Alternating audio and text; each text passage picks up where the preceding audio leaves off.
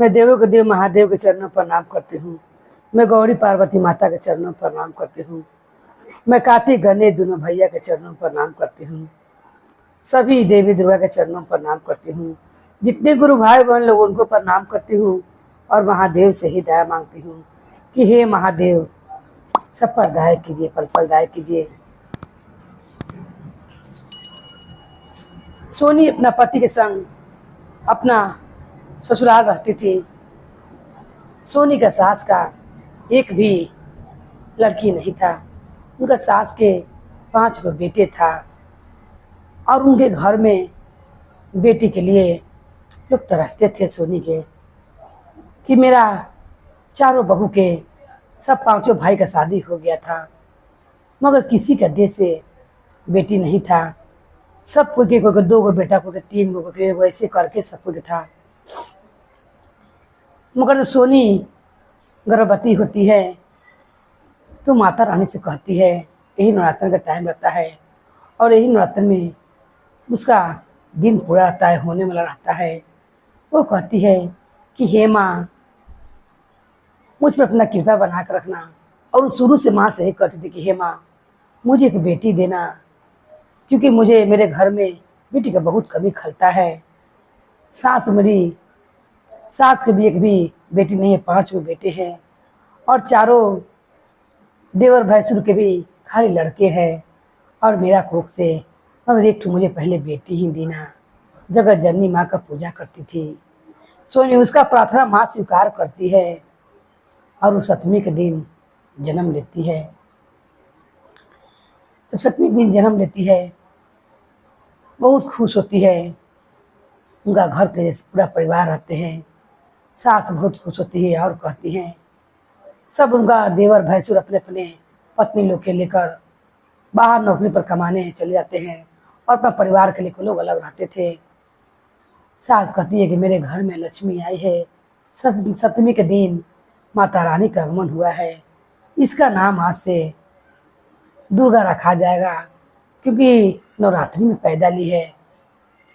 सोनी बहुत प्रसन्न होती है और माता से कहती है कि हे माँ आपने बहुत मुझ पर कृपा किया और आपने 7वीं के दिन जैसे माता को आगमन होता है उसी दिन उसको बेटी हो जाती है। बेटी की खुशी में पति और सास मिलकर घर खूब सजाते हैं और वो दिन से अपना बेटी को लेकर बहुत प्रसन्न रहने लगती है।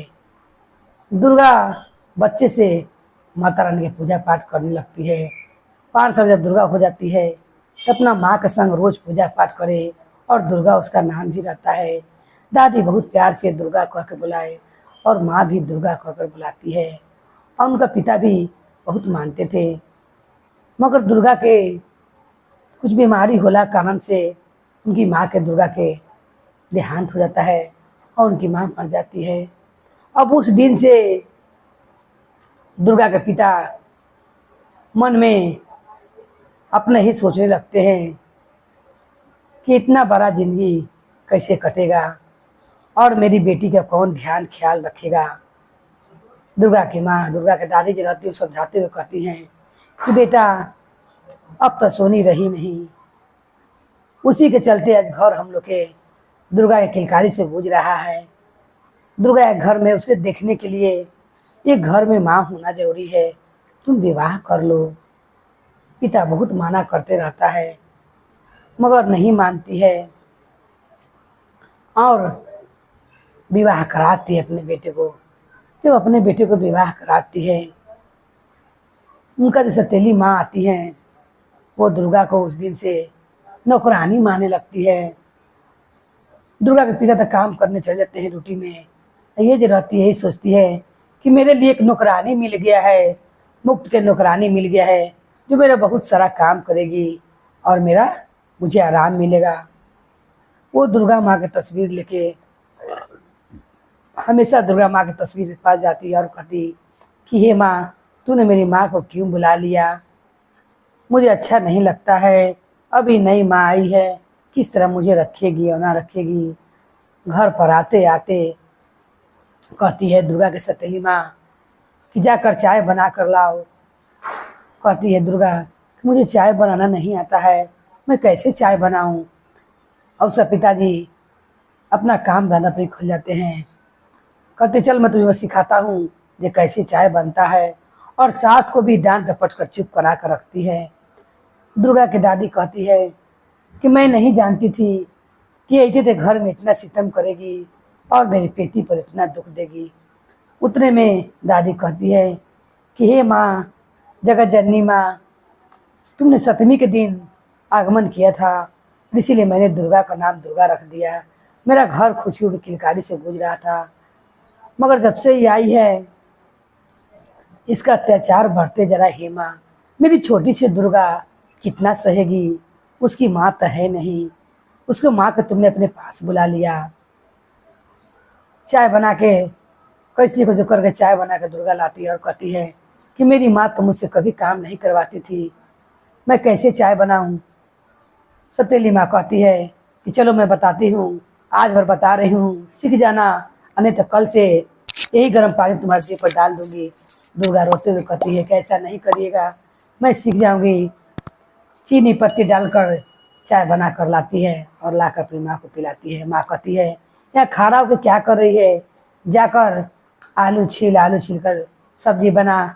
दुर्गा कहती है मुझे आलू छीलने नहीं आता है, मैंने कभी भी आलू नहीं छीला है, मैं कैसे आलू छीलूँ। मगर इतनी कठोर माँ सतीली रहती है। तो सप्तमी के दिन दुर्गा खुद पैदा लड़ती है। माता जगत जननी का नाम उसमें सुमरन था। कोई भी दुर्गा दुर्गा करके पुकारे, वो के हली माता रानी के नाम का सुमरन हो जाए। मगर सतीली माँ हमेशा उसे कलमुही करम जरी करके बुलाती थी। दादी तो हमेशा प्यार दुलार से दुर्गे कहती थी, क्योंकि सप्तमी के दिन उसका आगमन हुआ था, उसी दिनों जन्म ली थी। आलू छीलने के लिए लेती है, उसे आलू छीलने नहीं आता है।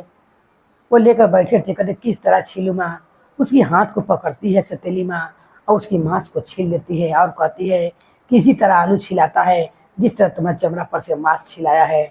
दुर्गा रोने लगती है और कहती है कि हे माँ, तू मुझे क्यों छील कर चली गई। और कहती कि अगर तुम ऐसा आलू नहीं छीलोगी तो मैं तुम्हारे भी हाथ को छील दूंगी। खून गिरने लगता है। उतने में दुर्गा की दादी आती है और कहती है कि हे जगत जननी माँ, दुर्गा कितना दुख सह रही है, वो इतनी मुँह जोर है कि हम लोग के हरा दे रही है, और मेरा भी बूढ़ी हो गई हूँ, मैं उससे हट नहीं पाती हूँ, लड़ाई में बोल नहीं सकती हूँ इतना मैं, आप अपना कृपा करिए हे माँ। हे माँ, आप ही के सप्तमी दिन आगमन हुआ था इस दुर्गा का, आप इस पर अपना कृपा बना कर रखिए, क्योंकि सोनी ने आपसे बेटी मांगी थी और आपने दिया, इसका सुरक्षा आप ही करिए हे माँ। उतने में जगत जननी माँ सोचती हैं कि मेरी भक्त का बहुत दुख दे रही है, और माता रानी उस दिन से सहाय हो जाती हैं। कोई भी काम करे, ढेर सारा बर्तन लाके दुर्गा के माँ रख दे सतीली और कहे कि सारा बर्तन मजा जाना चाहिए।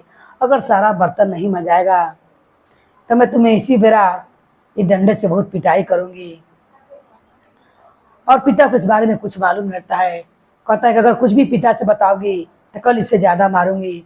इस डर से वो अपने पिता से नहीं कहती है, और कहती है सास से कि अगर आप कुछ भी कह दी तो आपको खाना बंद कर दूंगी, आज मैं खाना नहीं दूंगी, क्योंकि वो तो घर में रहते नहीं हैं। दोनों दादी पोती को मैं ठीक कर दूंगी। इसी कारण दुर्गा के दादी भी कुछ ना बोलती और दुर्गा भी अपना मुंह बंद कर रहती।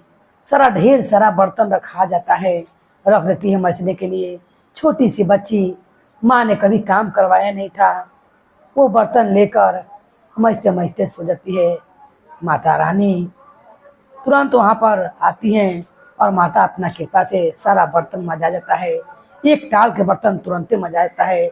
उतरे में आती है और कहती है महारानी बर्तन मच के सो रही है, चल के कपड़ा धो, कपड़ा धोकर जल्दी से हटो। उतने में डंडा से अपने आप कपड़ा पर डंडा चलने लगता है, पीटा लगता है और कपड़ा सारा खिंचा करा के रखा जाता है। फिर माँ आती है और कहती है कि बड़ा जल्दी जल्दी तुम काम कर ले रही हो, ये कहाँ से इतना जल्दी तुम काम कर ले रही हो। ये कहती है कि मैंने कपड़ा धोआ ही नहीं माँ, मैंने बर्तन मैसा ही नहीं, फिर मैसाया कैसे। वो लुक कर देखते रहती है। एक दिन ढेर सारा चावल देती है चुनने के लिए और कहती है कि सारा चावल चुन कर रख दो, 5 दिन के साथ ही एक दिन चावल चुन दो, इसे बहुत सारा काला काला है। वो दुर्गा छोटी सी बच्ची छिपा में चावल लेकर ऐसे ऐसे करती है और अपनी माँ को याद करते हुए कहती कि हे माँ, तूने क्यों मुझे जन्म दिया और क्यों मुझे छोड़ कर गई?